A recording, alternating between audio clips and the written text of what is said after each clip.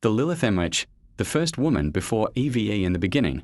When time had no measure and creation was still wrapped in silence, God spoke, and everything began. Light pierced the darkness. Waters divided.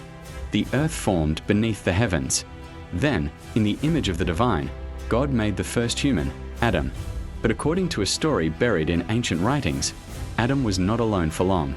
God also created a woman, not from Adam's rib, but from the same earth, the same dust. Her name was Lilith. Lilith was not weak, nor was she silent. She was intelligent, radiant, and strong, a being made in equal power to Adam himself.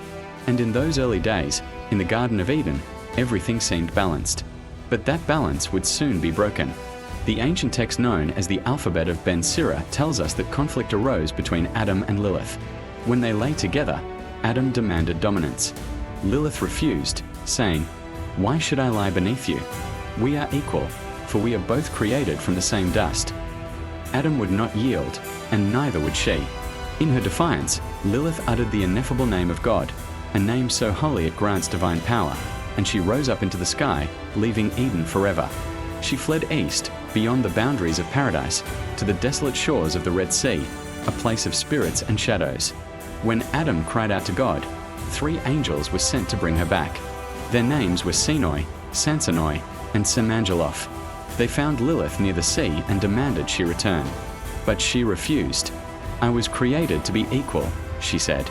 "I will not return to serve beneath him." In anger, the angels cursed her, that her offspring would perish every day.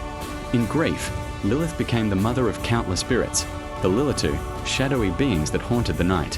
From that moment, she was no longer seen as a woman, but a danger, a symbol of rebellion, a whisper in the dark.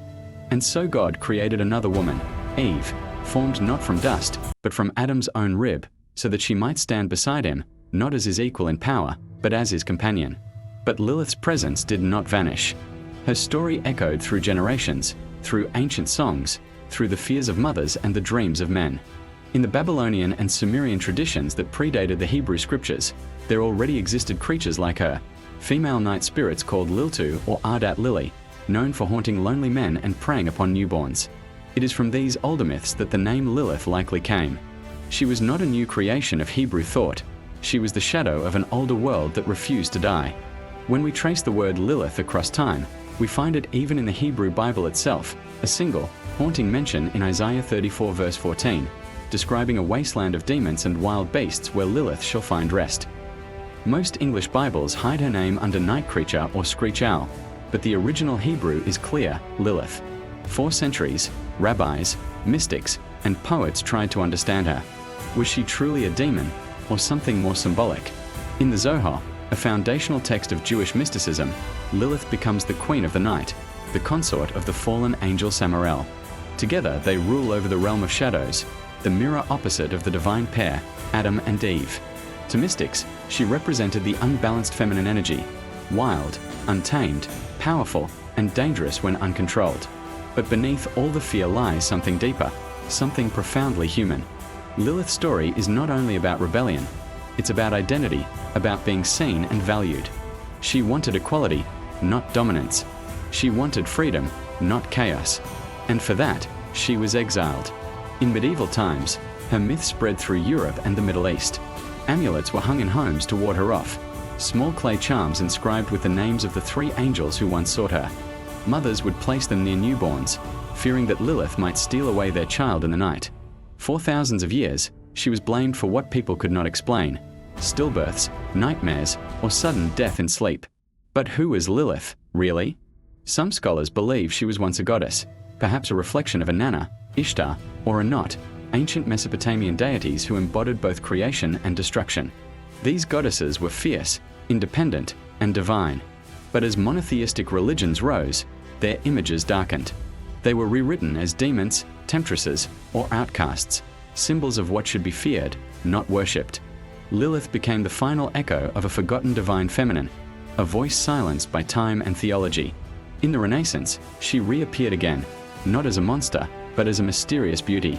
Artists painted her as a serpent woman entwined around the tree of knowledge, tempting Eve to eat the forbidden fruit. In these images, she is not outside the story, She is the serpent, the whisperer, the one who returns to challenge humanity once more. But what if her story isn't about evil at all? What if Lilith's tale is about the struggle for balance, between man and woman, between light and dark, between obedience and freedom? When we strip away the centuries of fear, Lilith emerges as something more profound, the embodiment of free will. She was the first to say no, even to God's chosen order.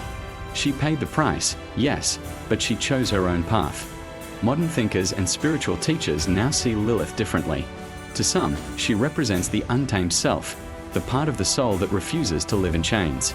To others, she symbolizes divine feminine energy, not evil, but raw, unfiltered power. And to many women today, she is a reminder that independence always comes at a cost, but that cost may still be worth it. When you look closely, Lilith's myth mirrors every age that has retold it. In ancient times, she was a demon. In the Middle Ages, she was a seductress. In modern times, she is a symbol of empowerment. The same woman, reshaped by the fears and values of every generation. Perhaps the truth of Lilith lies not in theology, but in humanity itself. She represents the side of us that questions authority, that craves freedom, that would rather wander in the wilderness than live obediently in paradise. She is both light and shadow, both cursed and divine. And maybe that's why her name still carries weight after thousands of years.